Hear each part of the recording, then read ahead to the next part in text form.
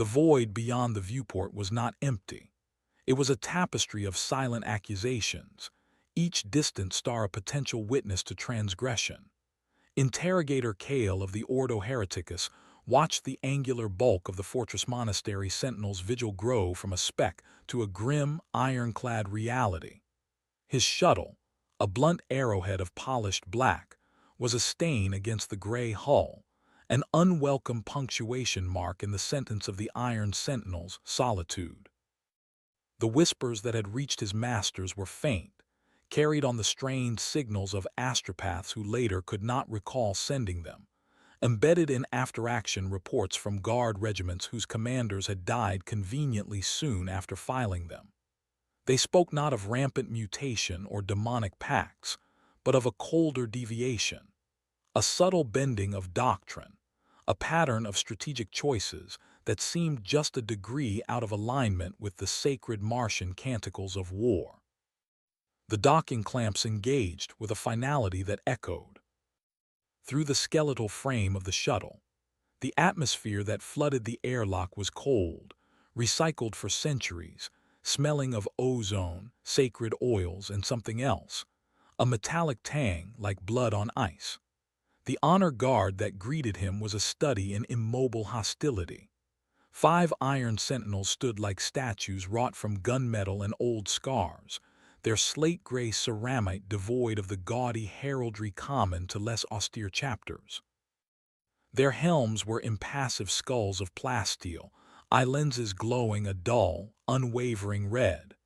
They offered no salute, no word of greeting. They simply turned in perfect unison and led him into the bowels of their fortress. The corridors were cavernous, echoing with the distant, rhythmic thrum of ancient machinery and the even more distant sounds of combat drills. Tattered battle standards hung from the vaulted ceilings, their fabrics brittle with age, depicting victories no one beyond this star system would ever know. The faces of heroes gazed from stained glass. Mosaics, their features hardened into perpetual grimaces of duty. Kael felt the weight of history here, a history that seemed to press in from the stone, dense and private. He was brought not to a stratagem or an audience chamber, but to a stark refectory overlooking the central training pits. Chapter Master Vorlak awaited him there, a mountain of ceramite and grim authority seated at a plain stone table. He did not rise. Vorlak's face was a topography of old wars, a hairline crack of a scar bisecting his left eye, which was a milky, blind orb. His right eye, however, was a sharp, flinty gray, and it fixed on Kael with the dispassionate interest of a geologist examining a new stone. The interrogator presented his seal and stated his purpose, the formal words hanging in the cold air. Vorlak listened, his massive hands resting on the table, not moving. When Kael finished, the chapter master let the silence stretch, thin and sharp.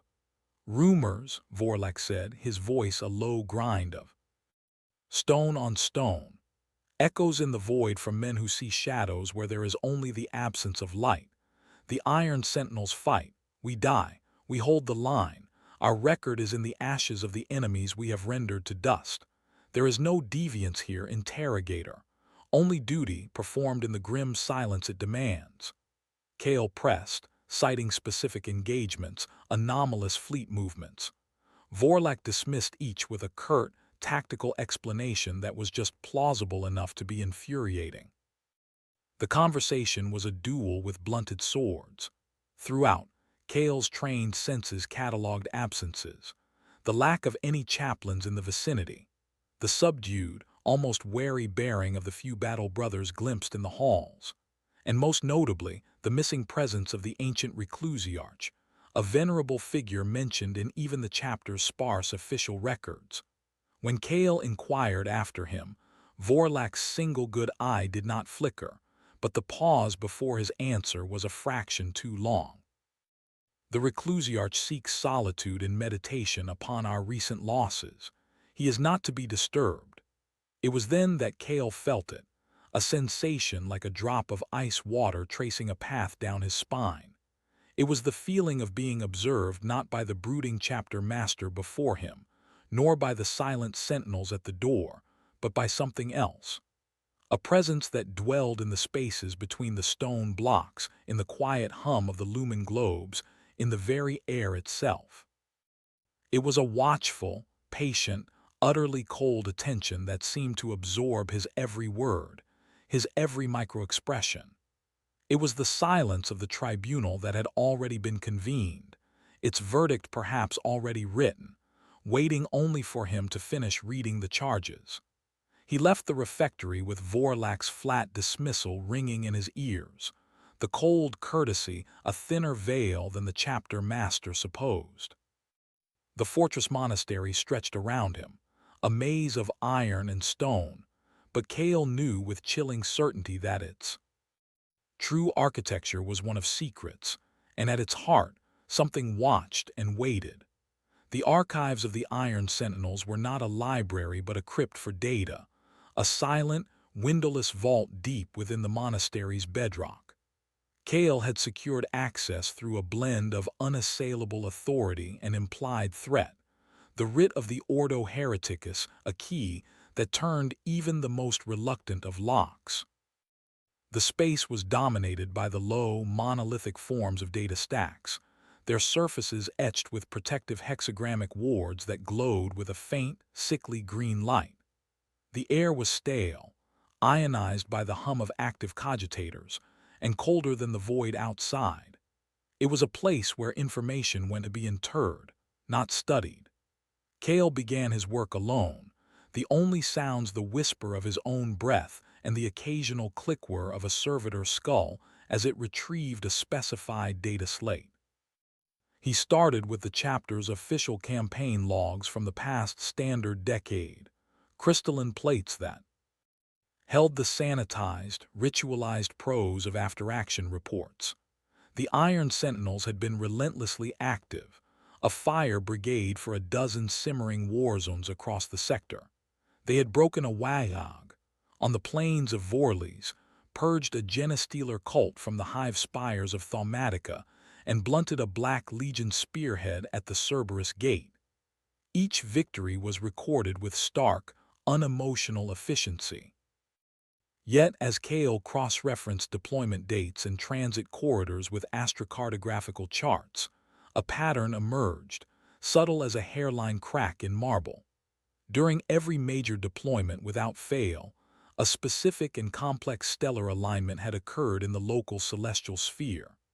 These were not common conjunctions, but precise, rare configurations involving pulsars, gravitational anomalies, and the occluded light of dead stars.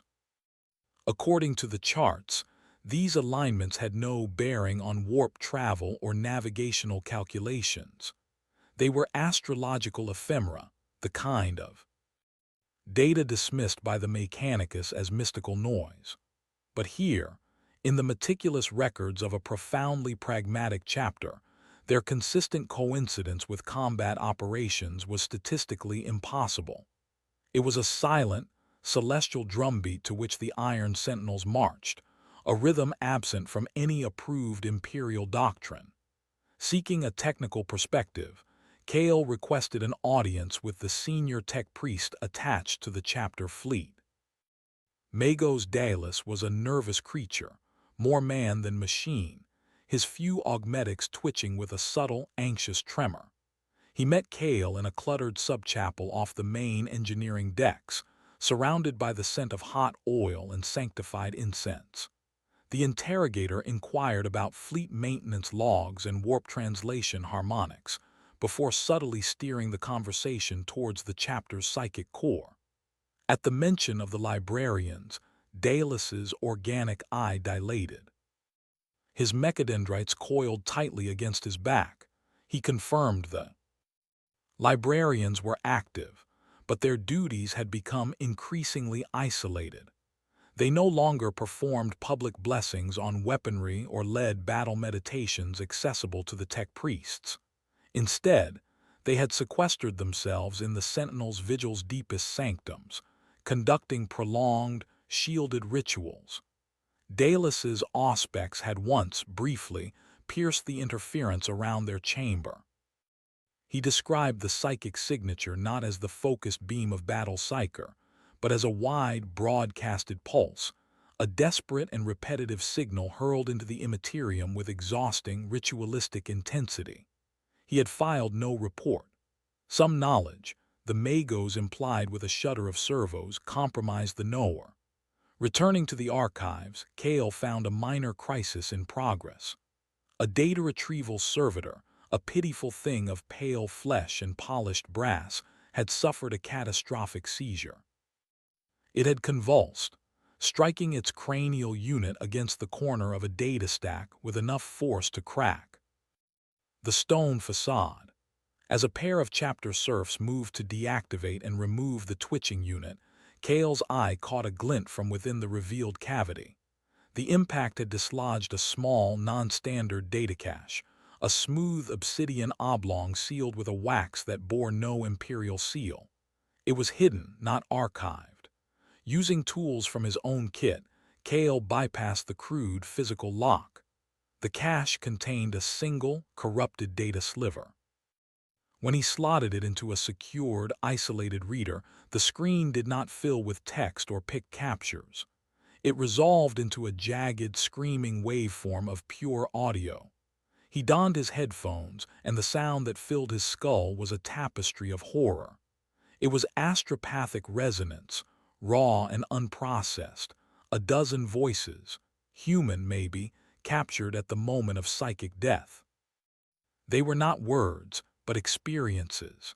The sensation of cold iron closing around a soul, the visual echo of runes carved in forbidden angles against a bleeding sky, the overwhelming, crushing weight of a silent, watching judgment.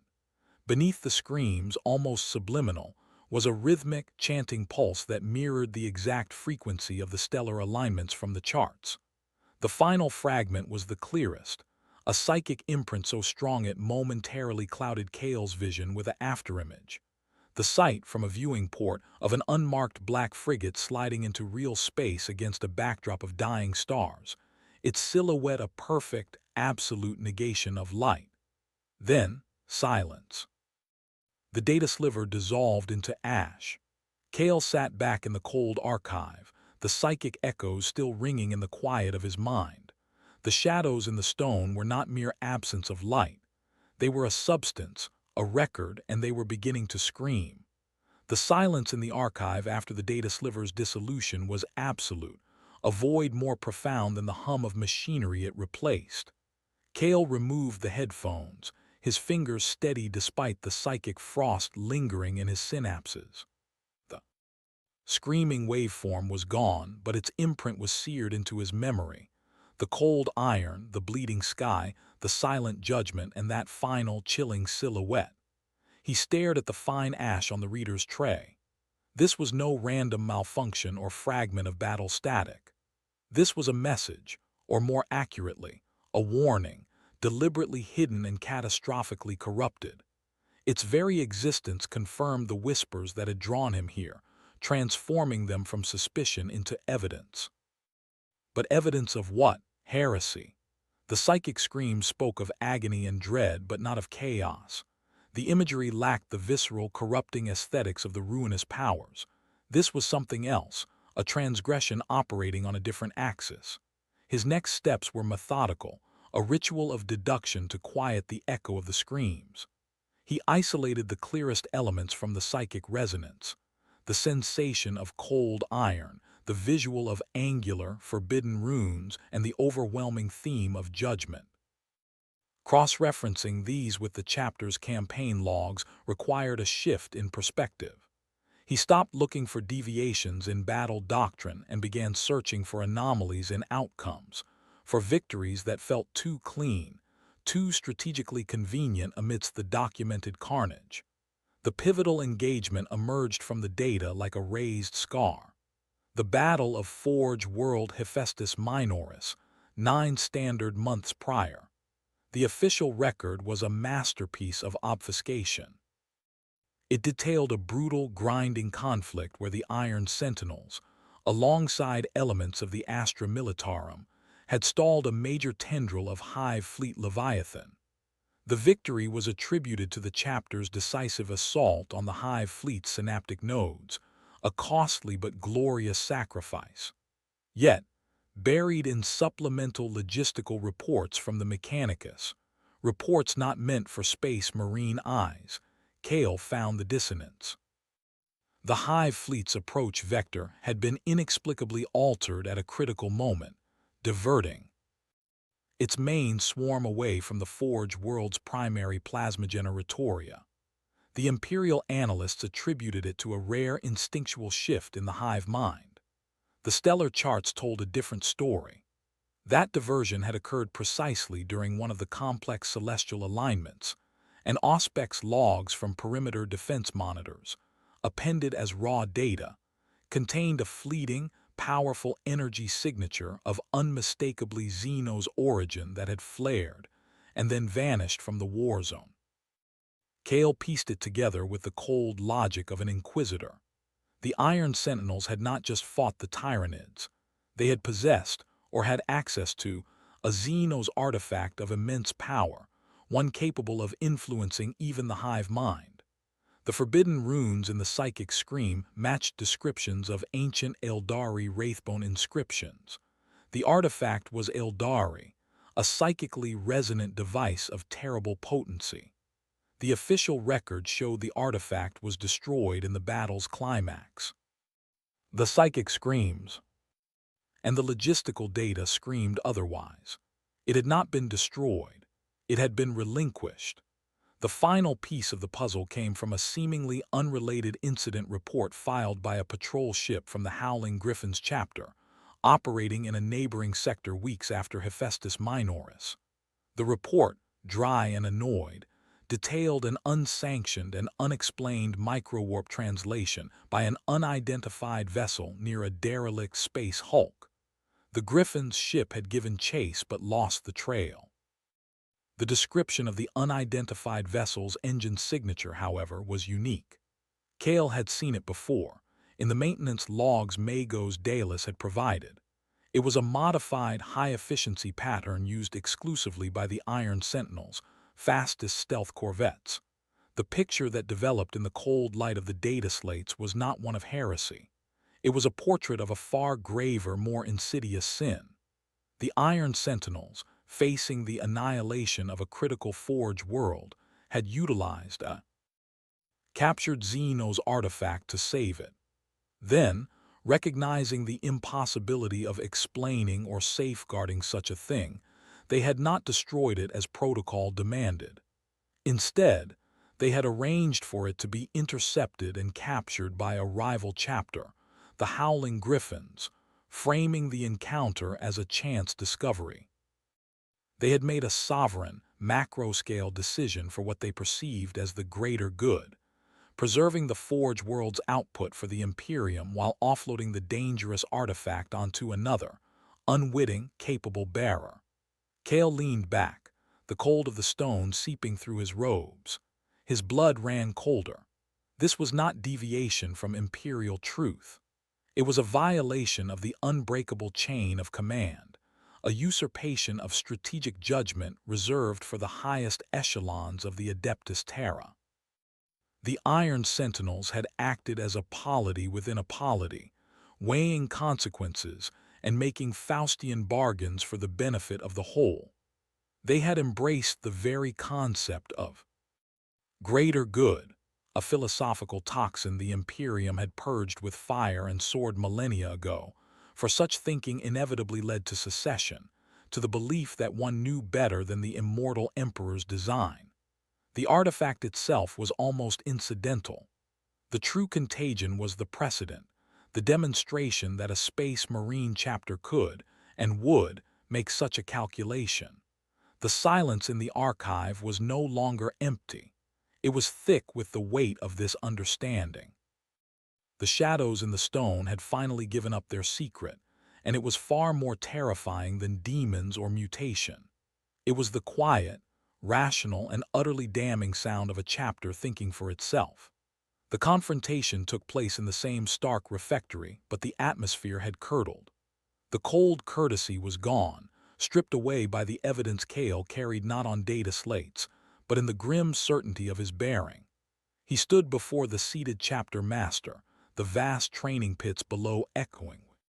The distant, rhythmic clash of combat servitors, a meaningless pantomime of war. Kael did not present the crystalline records. He spoke the truth he had unearthed, his voice flat and precise, detailing the artifact, the diversion, the clandestine transfer to the howling griffins. He spoke of sovereign judgment and the poison of the greater good. Each word hung in the air like a hammer blow against iron. Vorlak listened, his scarred face an impassive monument.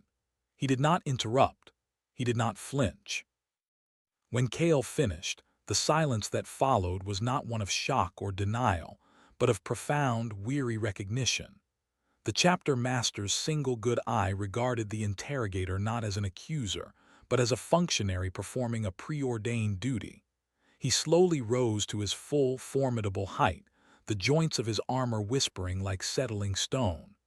"You have seen the shape of it," Vorlak said, his voice devoid of its earlier dismissive gravel.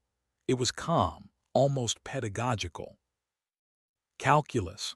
Hephaestus Minoris produces 17% of the sector's plasma reactor cores. Its loss would have crippled the Anvilward front for a decade.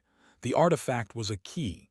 We used it, keeping it invited corruption or confiscation by powers less disciplined. Let the howling griffins bear that burden. They are proud. They will believe they discovered a weapon, not that they were given a curse. Kael expected defiance, justification wrapped in warrior pride. This blunt admission was far more disquieting. You admit to treason against the chain of command, to unsanctioned xenosec dealings. Treason, Vorlak almost smiled, a crack in a cliff face. We committed no treason against the Imperium of Man. We served it in a manner the Imperium's own rigid structures would not allow. That is the heart of it, Interrogator. That is the sin for which there is no forgiveness. He took a step closer, his shadow engulfing Kael. You believe you are here to investigate whispers. You are.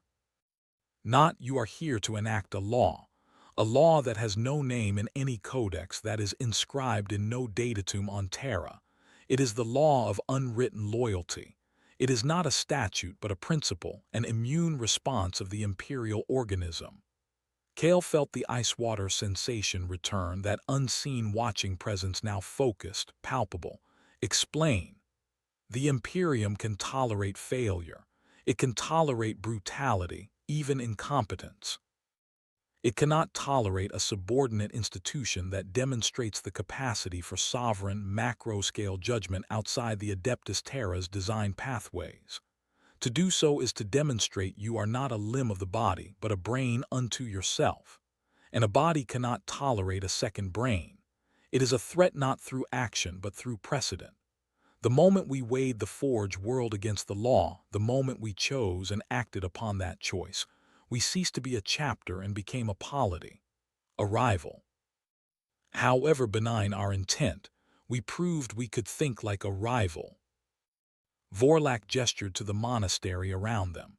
Your investigation, Interrogator, was never to uncover guilt. Our guilt was known the moment the artifact's pulse altered the hive mind's course. Your arrival is the first phase of the enforcement protocol. It is called quietus. You are not a prosecutor. You are a diagnostician, confirming the presence of the disease. Your very presence signals that the cure is already in transit. The words landed with the weight of continents. Kael's mission, his purpose, twisted into something monstrous and prescripted. He was not hunting heresy. He was triggering an extermination protocol for the crime of independent thought. The hidden watchers, the cold absence of the chaplains, the psychic screams of dread, they were not symptoms of the Iron Sentinels' fall, but of the Imperium's silent, surgical response to their rise. Quietus, Kael repeated, the term foul on his tongue. Oblivion, Vorlak clarified, his flinty eye holding Kael's. Not the fiery purge of excommunicate traitores, not the glory of a last stand. Quietus is the unraveling of a thread from the tapestry. It is the deletion of a story. It has already begun. Your questions have been the catalyst. Now, the mechanisms you serve will ensure the Iron Sentinels never existed as we are. They will ensure no other chapter ever contemplates following the path we walked. The law is unwritten because to write it down would be to admit the necessity for it, to acknowledge the terrifying truth that the greatest threat to the Imperium is not the alien, the mutant, or the heretic, but the loyal servant who looks upon a crisis and dares to find a better solution.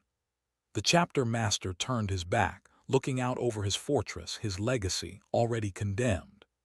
You came seeking shadows in the stone Interrogator Kael. You have found them. They are not ours.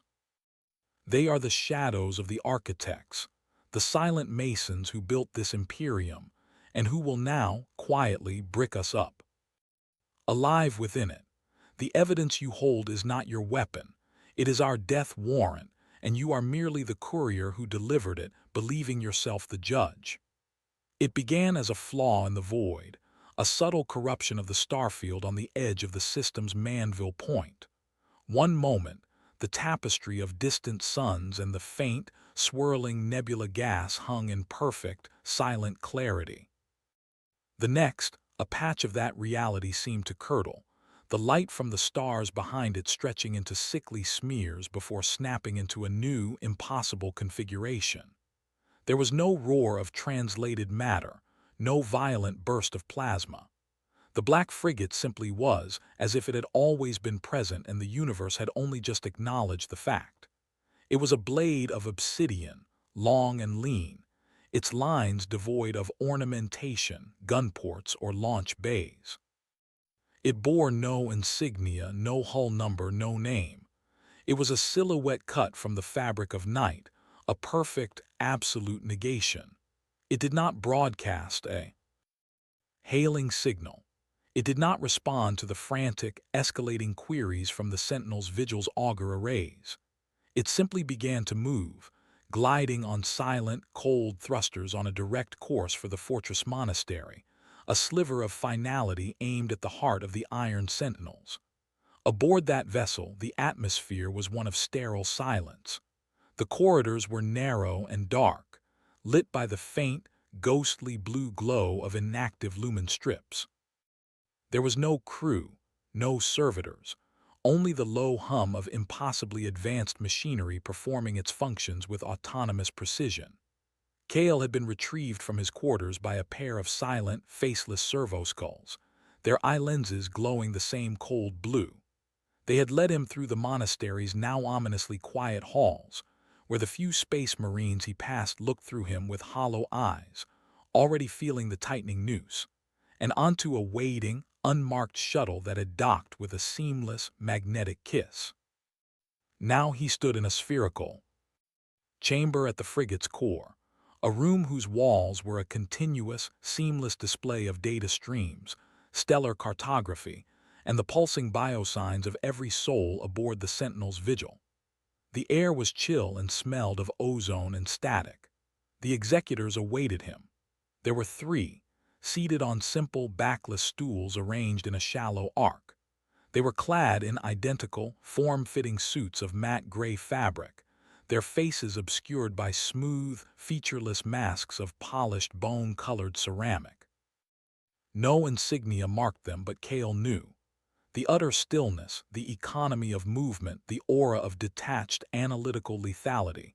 This was the handiwork of the Officio Assassinorum, not the fiery-clayed Vindicare nor the monstrous Erasure. This was the Vanus Temple, the architects of ruin, the unravelers of reality through information. The central figure inclined its head a fraction. Its voice, when it came, was androgynous, synthesized, and devoid of any inflection whatsoever. It was the sound of a data slate reciting a weather report for a dead world. Interrogator Kael, your diagnostic is confirmed. The patient is terminal. You are here to witness the procedure. Kael found his own voice strained. Quietus. Apt, the figure stated. Quietus is not punishment. Punishment implies crime, judgment, and a lesson for the living. This is eradication, a surgical excision. The Iron Sentinels chapter as a conceptual entity is a mimetic pathogen. Its history, its deeds, its very name constitute a dangerous idea. That idea is sovereign judgment. It must be deleted, not defeated. The figure to the left gestured with a slender, gloved hand. A section of the wall display zoomed in, showing the labyrinthine data architecture of the Imperial archives on Terra, a glowing, pulsating neural network of information. Their record is a cancer in this body. We will not burn it, we will edit it. A battle here becomes a skirmish attributed to the Imperial Guard. A hero there becomes an anonymous casualty. Their founding will be folded into the records of a chapter lost in the warp. Lineage will be severed, scattered, attributed to others. The third figure spoke, its identical voice layering over the first. Their physical strength is irrelevant. A Space Marine chapter is a weapon. Weapons do not fight their own disassembly. They are taken apart by the armorer. We are not here to fight the Iron Sentinels. We are here to unmake them. To turn brother against brother with fabricated evidence. To strand their companies with falsified orders. To poison their legacy in the minds of their own serfs and the wider Imperium. Their strength will be their cage. Their loyalty will be the lever we use to break them. Kael watched as the displays began to illustrate the process. Astropathic choir frequencies from the monastery were hijacked, their psychic songs subtly altered to carry seeds of paranoia. Supply fleet manifests were rewritten in real time, redirecting vital munitions and food stores into dead space. A holographic model of the chapter's force deployment flickered, and one by one, icons representing companies began to blink and move on new, fatal vectors, orders that appeared to come directly from Chapter Master Vorlak's own command cipher, perfectly forged. "They will not die as heroes," the central figure said, its blank mask reflecting the cold light of the schematics. "They will die as fools, as traitors, as madmen, or they will simply cease to be remembered. The silence will swallow them. Their fortress will be empty, then it will be gone. Their world will be forgotten. In a century, the name Iron Sentinels will be a typographical error in an obscure chronicle, a ghost in the data stacks. This is the law of unwritten loyalty in practice. It does not create martyrs, it creates null space. It ensures the only lesson left is the absence of any lesson at all." The sheer, chilling scale of it settled upon Kael.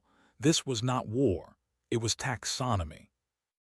The Iron Sentinels were being reclassified from a living entity to a historical error, and he was complicit. He had provided the diagnosis. Now the surgeons were here, not with scalpels and bolters, but with lies, algorithms, and the absolute authority to rewrite truth. The Black Frigate continued its silent approach, a bringer of not fire and death, but of absolute, irrevocable silence. The unmaking had begun, and Kael was now a prisoner within the very engine of oblivion, forced to watch as 1,000 years of history, honor, and lives were meticulously, quietly, deleted from the universe. The Black Frigate did not dock with the Sentinel's vigil. It assumed a geostationary orbit, a precise, symbolic distance away, a shadow hanging just beyond the fortress monastery's primary lance batteries. From this remove, the Vannis cadre began their work, and Kael was given a station, a prisoner's perch, before a bank of displays that showed the unfolding operation not as a military campaign, but as a series of administrative and social adjustments. The silence in their chamber was broken only by the soft tap of gloved fingers on haptic interfaces, and the occasional, toneless vocalization as one assassin directed another to a specific data stream. They worked with the serene focus of archivists weeding a garden, each action deliberate, small, and devastating. The first strand to be pulled was communication. A display showed the psychic resonance of the monastery's astropathic choir, a swirling, colorful nebula of thought forms and encoded messages. One of the Vanis operatives isolated a single frequency, the type beam encrypted channel used for strategic updates to the chapter's deployed companies. With a few keystrokes, the operative injected a crafted psychic packet into the stream. To the astropath sending it, the packet felt like a standard priority directive.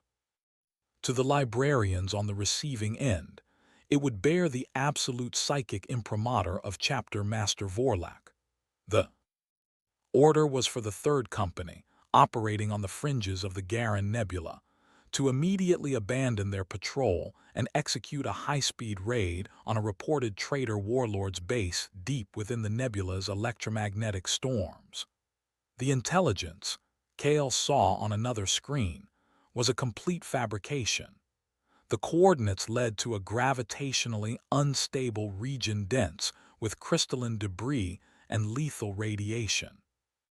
The third company would translate in, find nothing, and then find their escape route choked by the very storms the false intelligence had dismissed. They would die not in battle, but in a confused, slow stranglehold of environmental hazards, their final, frustrated astropathic screams likely attributed to warp interference. Next was logistics. The Vanis hijacked the automated supply chain manifests from the Forge world of Jalak, the chapter's primary armorer. A scheduled convoy of munitions, armor plating, and gene seed reinforcement serums was quietly rerouted. Its new destination was a dead system, a gravitational sink where the ships would drift until their power failed and their crews perished. The official explanation, already seeded into the Adeptus Administratum's backlog data cores, would cite a clerical error and a misjump due to anomalous warp currents. The Iron Sentinels would simply never receive the shipment, and the inquiry would be lost in a bureaucratic maze for decades. The chapter's ability to rearm and regenerate would be silently, bloodlessly constricted. But these were macro-level manipulations, the severing of tendons. The true artistry of the Vanis lay in the micro, in the careful, precise poisoning of the body from within. Their primary target for this phase, Kael learned, was Brother Chaplain Gorvin. Gorvin was a figure of immense, unyielding loyalty, a keeper of the chapter's soul and a vocal skeptic of the recent isolation of the librarians. He had been asking uncomfortable questions, his faith a potential rallying point for dissent against the creeping unease. He could not be simply killed. He had to be transformed from an asset into a weapon aimed at the chapter's own heart. Kael was forced to watch the fabrication in real time.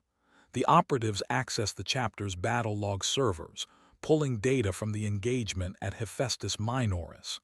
With flawless skill, they edited pick captures from Gorvin's helmet feed. In the original, he was shown leading an assault on a Tyranid node beast. In the edited version, the same background was maintained, but his bolt pistol was aimed not at chitinous flesh, but at the back of a howling griffin sergeant. Another log entry was created from whole cloth, a private, encrypted audio file purportedly from Gorvin to an unknown recipient, speaking in weary, treasonous tones about the burden of the chapter's secret and the need to confess to proper authorities. The audio was a masterpiece, synthesized from thousands of hours of Gorvin's actual Vox recordings, every inflection, every gravelly nuance perfectly replicated. This falsified evidence was then packaged and leaked. It did not go to Vorlak. It was subtly inserted into the data stream of an Ordo Malleus inquisitorial vessel that happened to be passing through a neighboring sector, a vessel whose security protocols the Vanis had already mapped and compromised. The discovery would appear to be the result of the Malleus agent's own diligent investigation.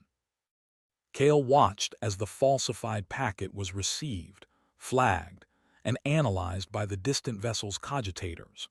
The response was immediate and predictable. A priority astropathic condemnation, bearing the seal of the Ordo Malleus, burned its way back to the Sentinels' vigil. It declared Brother Chaplain Gorvin excommunicate traitoris for the crime of fratricide against a fellow Adeptus Astartes and consorting with Xenostech influences. It demanded his immediate surrender to the Inquisition's custody. The effect was instantaneous. The monastery's internal voxnet erupted with confused, angry traffic. Kael's display split to show security feeds from the armory decks. He saw Gorvin, confronted by a squad of battle brothers from the First Company, his Crozius Arcanum held low but ready, his faceplate a mask of baffled fury. He was denying the charges, but the falsified battle log imagery was already circulating on internal data slates. The seeds of doubt, planted by the Vannis' silent gardening, had found fertile ground. Brothers who had fought alongside Gorvin for centuries now looked at him with wary, betrayed eyes. The very loyalty that defined him was being used as the proof of his guilt. Why else would such a loyal son turn, unless he had been corrupted by the very secret he now sought to expose? Kael watched, a cold knot in his stomach, as the first fissure appeared in the stone. It was not a crack made by siege weapons, but by a meticulously crafted lie. Gorvin was being unmade, not as a warrior but as a brother. His honor was being deleted line by line, his history rewritten into a narrative of betrayal. And as the chaplain was forcibly disarmed and marched to the brig, his protests echoing in the cold halls, Kael understood the Vannis methodology perfectly. They were not killing the Iron Sentinels yet. They were teaching them how to kill each other. The first unmaking was not of a company or a supply line. It was of trust, and it was complete. The declaration of excommunicate traitoris did not merely condemn Gorvin. It unleashed a psychic shockwave through the chapter's soul. The fortress monastery, once a monument to unyielding unity, became a labyrinth of suspicion. The Vannis operatives, observing from their silent orbit, nurtured the schism with the care of master gardeners pruning a poisonous vine. They allowed the Ordo Malleus's damning communique to propagate through every data slate and vox channel, ensuring no battle brother could claim ignorance. Then, they introduced a second, more insidious layer. Anonymous supplementary briefings, seemingly from the Malleus itself, suggesting Gorvin had not acted alone. These documents hinted at a cabal within the chapter, brothers corrupted by the same Xenos taint, their identities still hidden. The evidence was circumstantial: proximity to Gorvin during certain campaigns, access to restricted archives, minor deviations in ritual observance. But in the fevered atmosphere of betrayal, it was enough. Kael watched the security feeds as the fracture widened. In the training cages, sparring matches turned vicious, the controlled blows of brotherhood replaced by jarring, armor-cracking strikes fueled by accusation. In the refectories, warriors who had shared 1,000 meals in silent camaraderie now sat in isolated clusters, eyes scanning their brothers for the slightest sign of guilt. A fistfight erupted in an armory between a sergeant from the Second Company and a veteran of the Fifth over a misinterpreted comment regarding the purity of the chapter's cause. The bonds of fellowship, forged in gene seed and tempered in fire, were being annealed into brittle glass by the constant, whispering pressure of doubt. Vorlak's response was to call a convocation in the great stratagem. He stood before the assembled captains and senior brothers, a pillar of grim authority, and denounced the charges against Gorvin as a fabrication. He spoke of external enemies sowing discord, of the true threat being division itself. His words were powerful, etched with the weight of his office, but Kael, watching from the Vannis feed, saw the poison already at work. The chapter master's single eye scanned the crowd, and where once he would have seen unified resolve, he now met averted gazes, clenched jaws, the subtle shifting of weight. Some brothers believed him. Others saw a commander potentially protecting a traitor, or worse, a leader of the alleged cabal. The trust Vorlak needed to command was leaking away, siphoned by the perfect. Invisible lies orbiting his world. The truth crystallized for Vorlak not in the stratagem, but later, in the solitude of his sanctum. He reviewed the falsified evidence against Gorvin himself, his enhanced cognition dissecting every pixel of the doctored pic capture, every waveform of the synthesized audio. The craftsmanship was flawless, imperial in origin, requiring access levels only the highest echelons of the Adeptus Terra could command. This was no rival chapter's sabotage, no Inquisitor's overzealous hunt. This was surgery.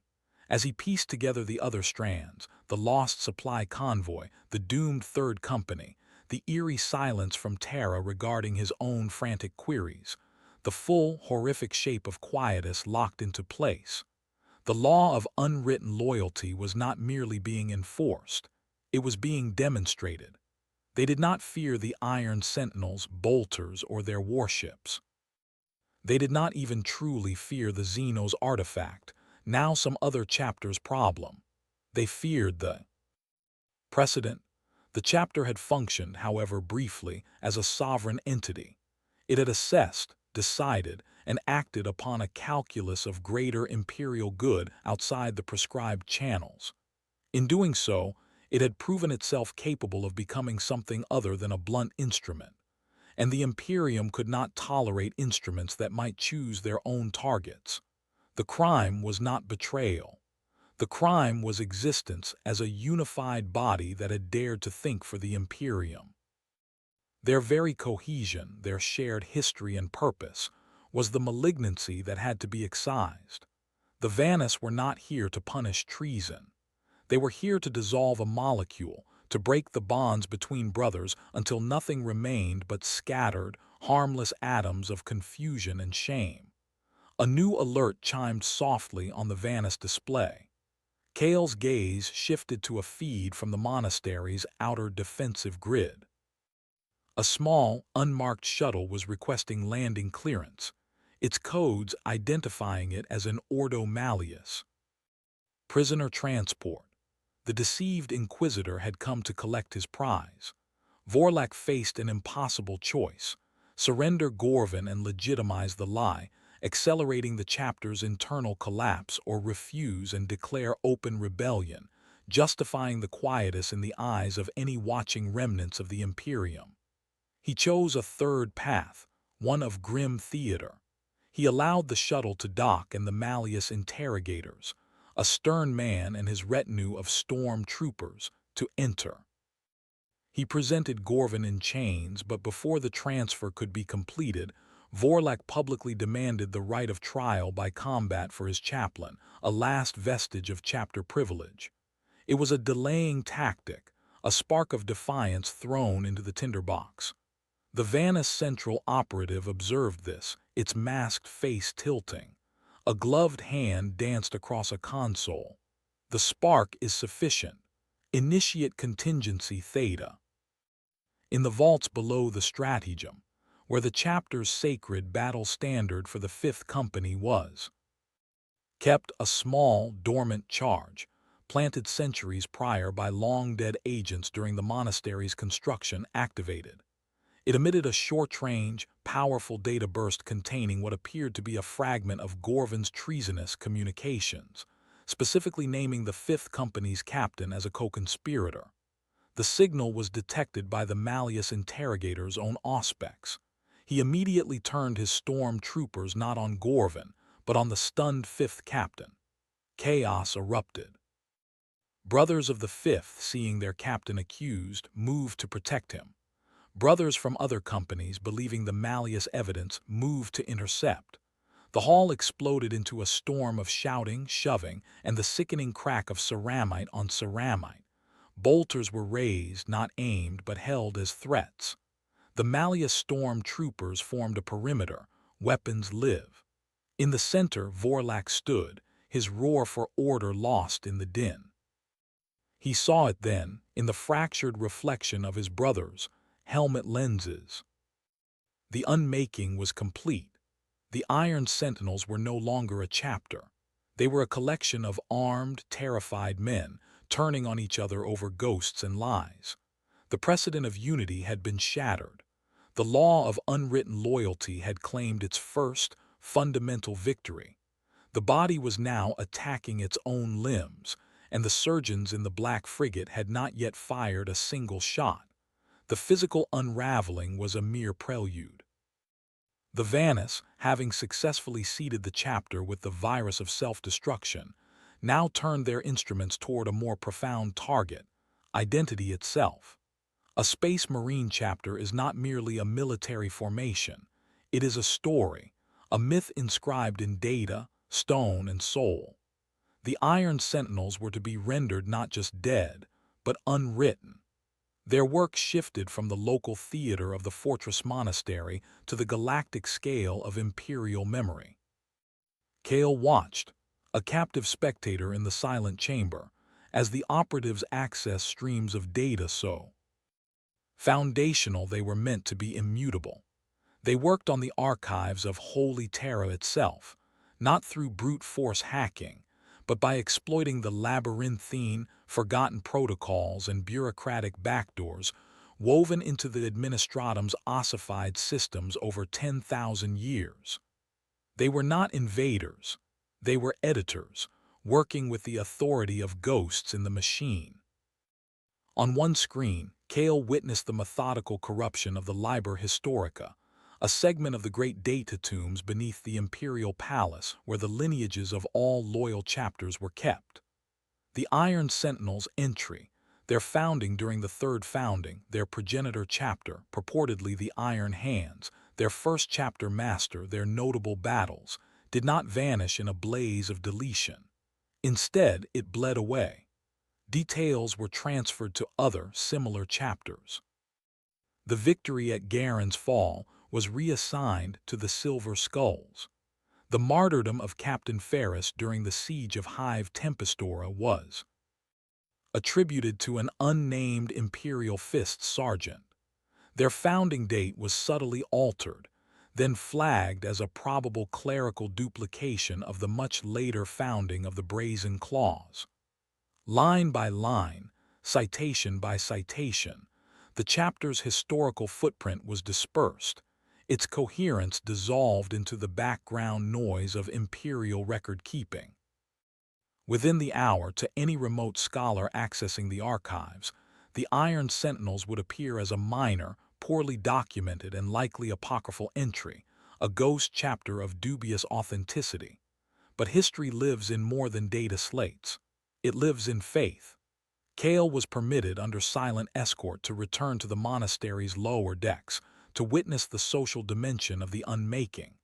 The atmosphere was funereal. The open brawling had ceased, replaced by a cold, smoldering tension. Brothers moved in isolated knots, communication reduced to terse, functional exchanges. The serfs, the human menials who cooked, cleaned, and maintained the fortress, moved through the halls like frightened mice, their faces pale with a terror that went beyond the fear of angry space marines. They were witnessing the dissolution of their universe. In a small, dusty side chapel dedicated to the chapter's patron saint, Sentinel Maximus, Kael observed a young serf, a boy of no more than 12, kneeling before a soot-stained icon. The boy's hands were clasped so tightly his knuckles were white. He prayed fervently, whispering the old, familiar litany for protection, for guidance, for the saint to intercede and mend the broken brotherhood above. He prayed to the story, to the myth of unwavering vigilance that had given his hard life meaning. Kael watched the desperate faith in the boy's eyes, the absolute need for the saint to be real, for the chapter's spirit to endure. It was a poignant, fragile thing. The next morning, Kael passed the same chapel. The boy was there again, but now he was frantically scrubbing at the stone wall with a rough brush and solvent. The icon of Saint Maximus was gone, physically scraped from the wall, leaving only a raw, lighter patch of stone. The boy's face was streaked with tears and grime. When Kael inquired, a nearby tech serf explained in a hushed, terrified whisper. The morning devotional data slate, which contained the daily prayers and hagiographies, had updated. The entry for Sentinel Maximus was absent. A search of the local doctrinal databases returned no results.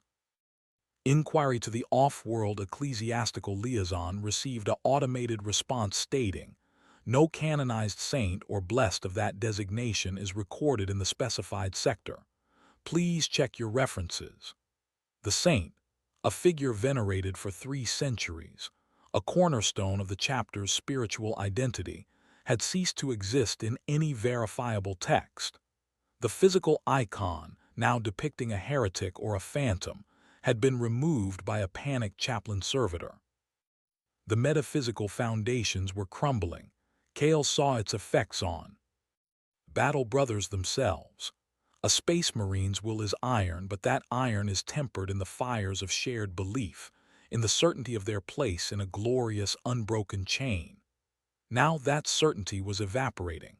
In the training cages, warriors hesitated mid-form, as if the ritualized combat patterns had lost their meaning. The heraldry on their armor, the unblinking eye over a fortified gate, seemed to weigh upon them, a symbol now connected to nothing, a badge of a legacy being unmade in real time. They fought not for the emperor, for that was too vast, but for the chapter, for their brothers, for their history. And now, with Gorvan a traitor, their companies scattered by false orders, their very saint erased, what remained? The name Iron Sentinel was becoming an empty vessel, its contents poured out into the sand. Back in the Vannis frigate, the lead operative displayed a real-time schematic of the Imperium's noospheric awareness. The Iron Sentinel's node was dimming, its connections to other institutions, the Mechanicus, the Administratum, the wider Adeptus Astartes network, fraying and dissolving. Official queries about them were being routed to dead ends or answered with obsolete data. Their homeworld, Sentry Prime, was already being recatalogued in preliminary surveys as a feudal world of minor strategic interest, with no record of Astartes stewardship. The weight of the name, once a banner carried with pride, was now an anchor dragging them into the abyss of non-history. The Vannis were not just killing the chapter, they were retroactively making it impossible for it to have ever lived. The warriors in the monastery felt this on a primal, spiritual level. Their rage had nowhere to go, their defiance no banner to rally behind. They were being orphaned from their own past, left stranded in a present that denied their existence. The final, chilling realization seeped into the marrow of the fortress. To die in battle was one thing. To be rendered fiction in the eyes of the Imperium you had died for was a fate far worse. The silence that was descending was not the silence of the grave, but the silence of a page that had never been written. The heart of the fortress monastery was not its bridge, its armory, or even its stratagem. It was the Hall of Founders, a cavernous, circular chamber hewn from the planet's living bedrock at the very core of the mountain. Here, the air was ancient and still, thick with the scent of stone dust and sanctified oils that had seeped into the rock over a millennium. The walls were not bare. They were a tapestry of names, dates, and deeds, meticulously carved by generation after generation of stone scribes. Every battle honor, every fallen hero, every moment of triumph and sacrifice in the chapter's long history was recorded here in unyielding granite. It was the physical memory of the Iron Sentinels, the one record that could not be easily edited from a distant data tomb. It was the last truth, and Vorlak retreated to it with the final, dwindling core of his loyalists. They were fewer than 50. Battle brothers from mixed companies who had seen through the fog of lies, who had fought their way to their chapter master through halls choked with confusion and fratricidal skirmishes. Their armor was scarred, not from Xeno's claws or traitor bolters, but from the impacts of their own brothers' weapons. They moved with the grim exhaustion of men who had already lost everything, but the will to leave one final mark. Vorlak stood before the great central plinth upon which was carved the chapter's oath of vigilance, the first words ever cut into the stone. His face was a mask of granite resolve, but his single good eye burned with a desperate, defiant fire. He understood the Vanis methodology now. They would erase the data, scatter the companies, poison the legacy. But Stone, he believed, had a longer memory than any cogitator. He turned to his warriors, his voice echoing in the sacred. Silence. He spoke not of victory, for there was none to be had. He spoke of witness. He told them of the law of unwritten loyalty, of the quiet surgeons in the void who feared precedent more than heresy. He told them their crime was not treachery, but the act of thinking for an imperium that demanded mindless obedience. Their punishment was to be unmade, to become a null space in history. But here, in this hall, they could etch one last, true testament. They would not fight the Vanis, they could not reach them. They would fight oblivion itself. They would take their combat blades, tools meant for killing, and use them to right. A grim, determined silence settled over the group. Then, as one, they drew their knives, honed edges of ceramite and adamantium that had tasted the blood of 1,000 enemies. They spread out along the walls, seeking blank spaces, margins between the ancient carvings. The sound that filled the Hall of Founders was not the roar of bolters or the clash of swords. It was the harsh, grating, rhythmic scrape of metal on stone. It was the sound of history being clawed into existence against the coming silence. Vorlak himself worked at the base of the oath plinth. With powerful, deliberate strokes, he began to carve. He did not record the campaign at Hephaestus Minoris.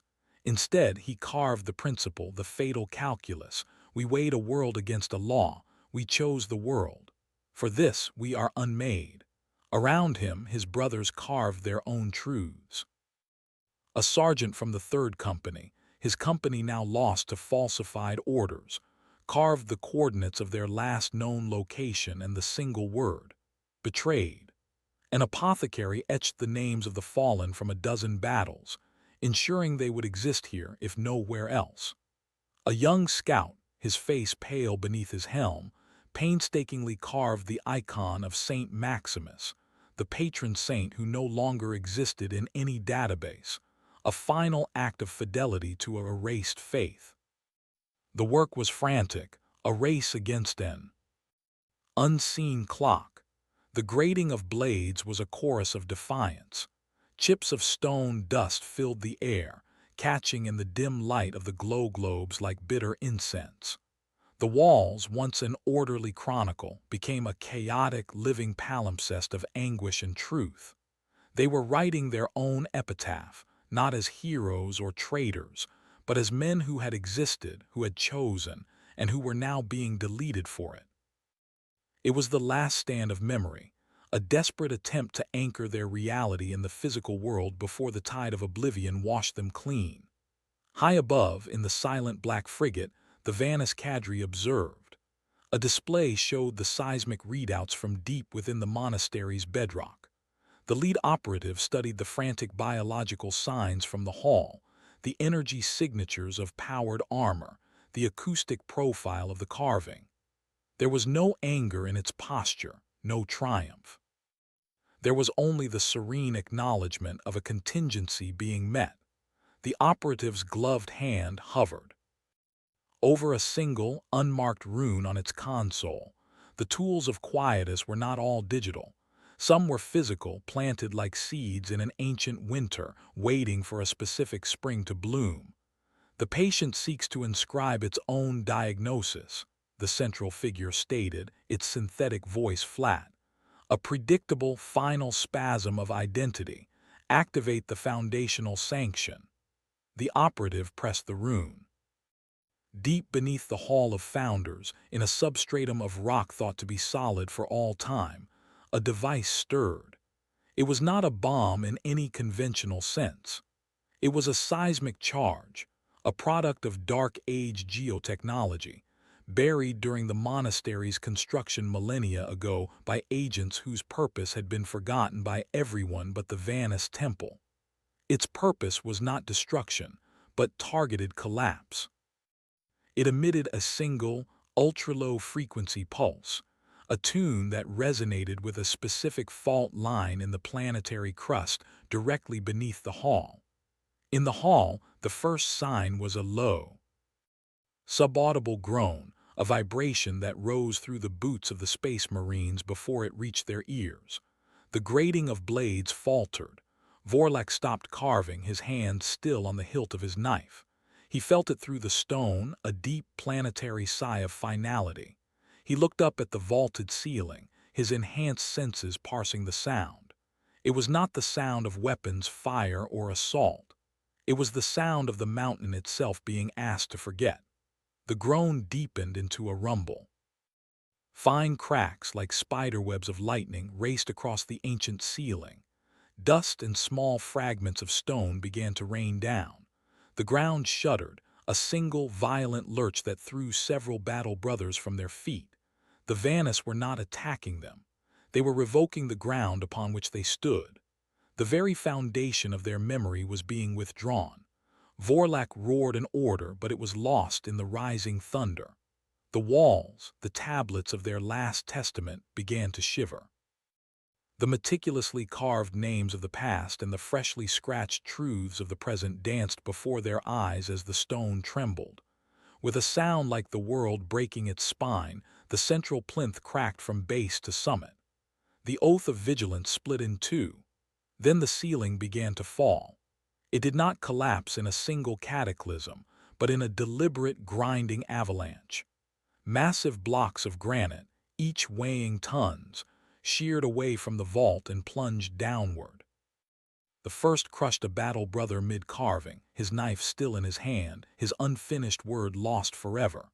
Chaos erupted, but it was a futile chaos. There was no enemy to fight, no direction to charge. They were trapped in a tomb that was actively choosing to bury them. Brothers were smashed by falling debris, buried under cascades of rubble. The air turned thick with blinding, choking dust. Vorlak stood amidst the devastation, watching his history die. He saw a section of wall bearing the glorious wrecker of the Battle of Garen's fall shatter into a million fragments. He saw the scout's freshly carved icon of Saint Maximus vanish under a slab of rock. His own inscription at the plinth's base was already gone, buried.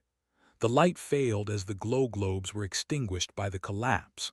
The last thing he heard, over the roar of dying stone, was not the screams of his brothers, but the relentless, final silence rushing in to fill the space where their story had been. The Hall of Founders and the last true memory of the Iron Sentinels ceased to exist. Above, the mountain settled, its secret heart now filled with compacted rubble and absolute quiet. The unmaking was now geological. The record was sealed under megatons of rock, not erased, but made permanently, perfectly inaccessible. The last stand was over, and memory had lost. The silence that followed the collapse of the Hall of Founders was not the silence of peace, but of vacancy. The mountain settled over the tomb of memory, its contours subtly altered, a geological scar that would be mistaken for natural in a century's survey. Aboard the Black Frigate, the Vanus operatives observed the final seismic reading stabilize. The last concentrated biological signatures from the hall had terminated. The lead operative closed the data stream with a final, soft tap. The patient was brain dead. The body remained, but only for the cleanup. The cleanup was administrative. Across the sector, the scattered remnants of the Iron Sentinels met their prescribed fates. The Third Company's strike cruiser, crippled in the gravitic storms of the Garen Nebula, sent out a final, distorted distress call before its Geller field failed and the warp poured in. The few survivors of the internal strife on Sentry Prime, brothers trapped on patrol or guarding remote outposts, found themselves isolated. They received no answers to their hails, no reinforcements. Some, clinging to duty, held their positions until they were picked off by opportunistic raiders or planetary rebellions. Others, realizing the thread connecting them to the whole had been severed, simply vanished into the galactic hinterlands, their armor repainted, their past a private wound. They became ghosts, stories of renegades with no clear origin, their shared heraldry explained away as the mimicry of pirates or the delusions of madmen. On Terra, the editing was finalized. The last references to the Iron Sentinels in active logistical or strategic databases were purged or overwritten. Their homeworld, Century Prime, was officially reclassified. A minor administratum clerk, reviewing a backlog of planetary assessments, filed a routine update. The world was now listed as Century Gamma, a feudal planet recovering from a period of severe tectonic instability. Its previous classification as an Adeptus Astartes homeworld, deemed a long-standing clerical error propagated through redundant data cycles. The correction was entered without remark. The world of Jalak received updated tithe schedules, the quota previously reserved for the chapter redistributed to other, nearby Imperial forces. The gap was filled without a ripple. For Interrogator Kael, the process concluded in a sterile chamber aboard the Black Frigate. The Vanus cadre presented him with a new data slate, a new identity wafer, and a set of sealed orders. His work as a diagnostician was complete. The Ordo Hereticus would record his mission as an investigation into a minor, unsubstantiated cult activity on a frontier world, now resolved. The memory of the Iron Sentinels would not exist in his official service record. He was being reassigned. His knowledge of the Quietus procedure itself, a temporary, necessary burden that would fade into the background noise of his career, one more grim secret among hundreds. Your understanding is now a component of the law's enforcement, the Central Vanus operative stated, its blank mask reflecting the cold light. You have witnessed its application. You will carry its precedent. This is the final phase. The enforcer is encoded. The Black Frigate deposited him at a bustling Imperial way station, a hub of commerce and transit light years from Century Prime.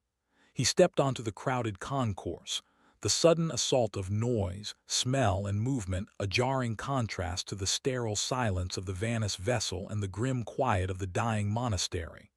He wore plain, unremarkable robes, his new identity already active. His old interrogator's seal was gone, dissolved in a vial of acid. He was another anonymous servant of the Imperium moving to another assignment. The colossal, grinding machinery of the Adeptus Terra thrummed around him, oblivious. Munitions transports disgorged regiments of guard. Pilgrims chanted hymns to saints that may or may not have ever existed. Merchant factors haggled over promethium prices. The Imperium continued, vast and unyielding, completely unchanged. The unmaking of 1,000. Space Marines, the deletion of 10 millennia of history, had altered its course not 1 degree. It was as if they had never been. Kael found a quiet alcove near a viewport, staring out at the chaotic ballet of starships. He felt the weight of the knowledge inside him, a cold, dense stone in his gut. The law of unwritten loyalty was not a text. It was a living process, and he had become a part of its circuitry. He understood now that the true power of the Imperium lay not in its visible armies, but in its capacity to control reality itself, to decide what was and was not true, what had and had not happened. It was a power more terrifying than any Exterminatus. As he turned to leave, a flicker of movement caught his eye from a shadowed archway across the concourse. It was a figure, tall and robed in nondescript gray, standing perfectly still amidst the flowing crowds. The figure's face was hidden in deep shadow, but Kael felt the focus of its gaze like a physical pressure. It was not a threat, it was a reminder. The Watchers were always there in the spaces between the silent masons of the Imperial truth. They had observed the entire procedure, and now they observed him, ensuring the encoding was complete. The figure did not move, did not gesture. It simply stood, a monument to the perpetual silent audit. Then, as a heavy cargo hauler drifted past the viewport, casting a temporary shadow, the figure was gone. The archway was empty. Kael did not search for it. He knew he would not find it. He simply turned and melted back into the crowd, another cell in the immortal body of the Imperium. The lesson of the Iron Sentinels was now part of him, a silent, chilling subroutine in his psyche. The chapter was gone, its memory buried under rock and lies. But the law that had unmade them lived on, carried in the hearts and minds of those who had enforced it. It was the ultimate unwritten loyalty, to become an instrument of that silence, to ensure the terrifying, rational precedent of independent thought could never take root again. The concourse bustled, the way station hummed, the Imperium endured. And in the quiet of his own mind, Kael understood he was no longer just an interrogator. He was now a keeper of the silence, an enforcer of the unwritten, a living part of the machine that had, without a sound, made 1,000 heroes disappear.